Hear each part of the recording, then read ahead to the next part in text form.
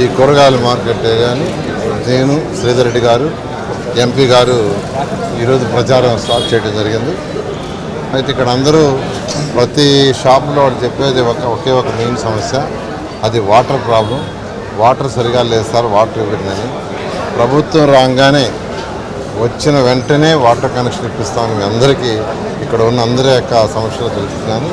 అదేవిధంగా ఫర్దర్గా ఏం చేయాలి, వీళ్ళ రిక్వైర్మెంట్ ఏంటంటే మళ్ళీ కూర్చొని ఈ మార్కెట్లో ఉన్న అందరూ ఎవరెవరు ఉన్నారో వాళ్ళందరితో కూర్చొని వాళ్ళ సమస్యలు ఇంకా ఏమైనా ఉంటే అవన్నీ కూడా తీరుస్తామని నేను అందరికీ హామీ ఇస్తున్నాను.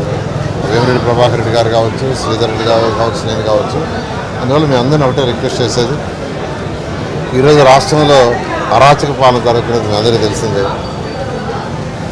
డెవలప్మెంట్ అనేది లేదు. వ్యాపారస్తులు సక్రమంగా వ్యాపారం చేసుకోవాలంటే డెవలప్మెంట్ ఉండాలి. డెవలప్మెంట్ ఉంటేనే వ్యాపారస్తులు సక్రమంగా వ్యాపారం చేసుకోగలరు. ఇన్ఫ్రాస్ట్రక్చర్ ఉండాలి. అంటే రోడ్లు, డ్రైన్స్, వాటర్, డ్రింకింగ్, ఎలక్ట్రిసిటీ ఇవన్నీ ప్రొవైడ్ చేస్తూ పోతే సిటీ డెవలప్ అవుతూ పోద్ది. సిటీ డెవలప్ అయిపోయిన కొద్ది పాపులేషన్ పెరుగుద్ది. పాపులేషన్ పెరిగే కొద్ది వ్యాపారాలు డెవలప్ అవుతాయి. ఎక్కువ వ్యాపార సంస్థలు వస్తాయి, ఎక్కువ మంది వస్తారు, వాళ్ళు కొనుక్కోవటం కానీ వాళ్ళ నిత్యావసరాలు కావచ్చు అన్నీ. కానీ అటువంటి పరిస్థితి ఈరోజు మన రాష్ట్రంలో లేదు. ఉన్నవాళ్ళు పక్క రాష్ట్రాలకు వెళ్ళిపోతున్నారు, తమిళనాడు, కర్ణాటక, తెలంగాణ. కారణం ఏంటంటే ప్రశాంత వాతావరణం లేదు ఒకటి. రెండోది, ఎప్పుడు ఏ షాప్కి వస్తారా, ఏ లైసెన్స్ క్యాన్సిల్ చేస్తారా, ఎవరు బిల్డింగ్ పగలు పెడతారని. ఖచ్చితంగా 2024లో తెలుగుదేశం ప్రభుత్వం వస్తుంది.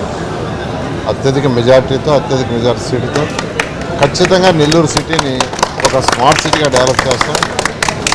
కేంద్రం నుంచి ఫండ్స్ వేమిరెడ్డి ప్రభాకర్ రెడ్డి గారు తీసుకొస్తారు. రాష్ట్రం నుంచి నేను శ్రీధర్ రెడ్డి గారు తీసుకొస్తాం. ఖచ్చితంగా నెల్లూరు నగరం ఏదైతే 54 డివిజన్లు ఉన్నాయో ఈ 54 డివిజన్ని ఒక మంచి స్మార్ట్ సిటీగా డెవలప్ చేస్తాం. మీ అమూల్యమైన ఓటుని ఎంపీగా వేమిరెడ్డి ప్రభాకర్ రెడ్డి గారికి, ఎమ్మెల్యేగా శ్రీధర్ రెడ్డి గారికి, ఎమ్మెల్యేగా నాకు వేసి గెలిపించాల్సింది కోరుతున్నాను. Thank you. ఈరోజు ఏసీ మార్కెట్కి రావడం, ఇక్కడ హోల్సేలు, రీటైలు షాప్స్ అన్నీ కలిపి పెట్టున్నారు. హోల్సేలర్స్కి బయట ఎక్కడన్నా వస్తుంటే నా ఉద్దేశం అది మంచి అవుద్ది. మార్కెట్కి రీటైల్ వరకు ఇక్కడ నడిపించి హోల్సేలర్స్ని బయట మనం గవర్నమెంట్ వస్తే ఏదన్నా మనం ఆ ఏరియా ఇచ్చి వీళ్ళకి హోల్సేలర్స్ అంతా బయట కానీ పెట్టగలిగితే ఇక్కడ చాలా ఫ్రీగా ఉంటుంది మార్కెట్ కూడా. అది వీళ్ళ మార్కెట్ కమిటీ ఉంటుంది. ఆ కమిటీతో కూర్చొని రేపు మనము గవర్నమెంట్ ఫామ్ చేసేది మనమే. ఫామ్ చేసిన తర్వాత ఆ కమిటీతో కూర్చొని ఇటువంటి ఏదన్నా ఇక్కడ నేను చెప్పే ఒక్కటే కాదు, ఇంకా వేరే సమస్యలు ఉన్నా అన్నీ కూడా ఖచ్చితంగా గవర్నమెంట్ రాగానే తీర్చిదిద్ది తప్పకుండా మంచి చేయాలనే. సో దట్ ఇక్కడ ఉండేవాళ్ళు కూడా హోల్సేలర్స్, రీటైలర్స్ వాళ్ళ ఒపీనియన్ తీసుకునే చేస్తాం ఏదైనా కానీ. ఇప్పుడు ఒకటే కోరుకునేది, అభివృద్ధి అనేది జీరో. మీ అందరినీ కోరుకునేది ఒకటే, మార్కెటర్ కానీ మార్కెట్ వాళ్ళు కానీ అందరూ, మీరు వ్యాపారస్తులు, వ్యాపారం సరిగా జరగాల అంటే అభివృద్ధి ఉండాలి.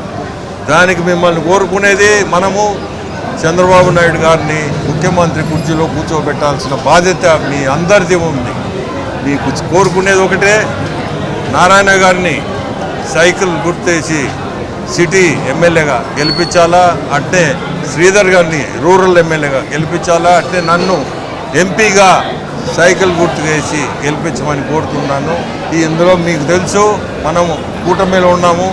ఎన్డీఏ గవర్నమెంట్ ఫామ్ అవుతుంది సెంటర్లో.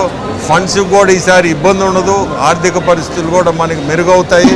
సో ఎలాంటి డెవలప్మెంట్కి కానీ అభివృద్ధికి కానీ ఇబ్బంది లేకుండా ముందుకు పోగలం.